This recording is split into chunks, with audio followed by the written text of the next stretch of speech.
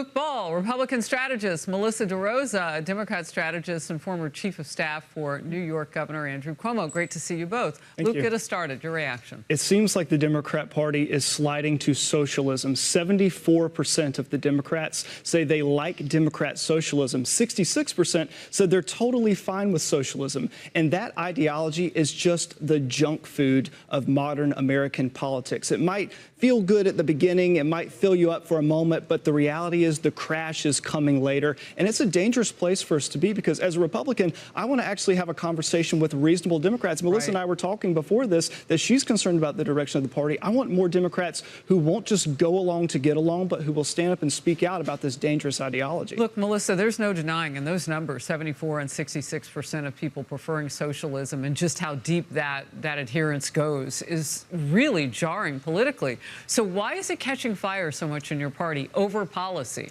You know, we used to say when the New York City mayor's race was going on, it was the no-class free pizza agenda.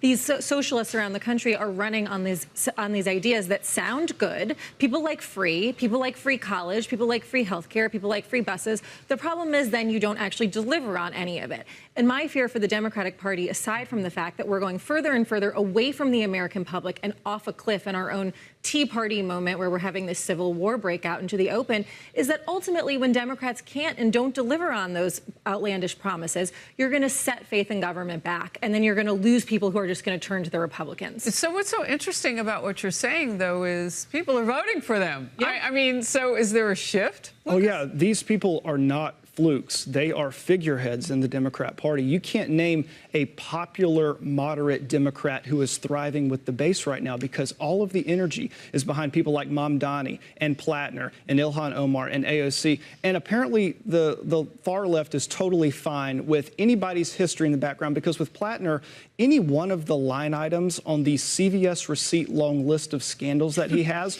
would disqualify most people from corporate America, get you fired from your job, and banned from being within 100 feet of every Chuck E. Cheese and elementary school in the country. But now he's right where the Democrats want him, right where the energy is. He's taking advantage of that. And it shows you they really just want power. No, I mean, I couldn't agree with you more. At the end of the day, the goal is obviously to take back the Senate, and I think that there are a lot of people who feel the same way that I do, some of which have spoken out publicly about Plattner.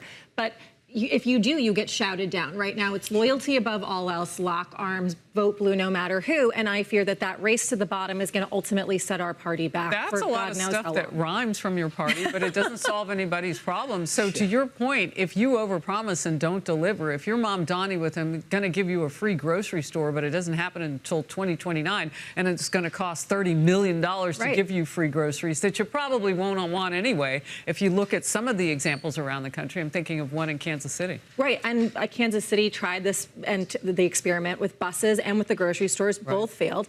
And Mamdani promised everyone free childcare, and what did he deliver? 2,000 slots, which is basically a pilot program. All right, we got to run. Good to see you both. We've got the president coming up. Appreciate you being here in person, especially.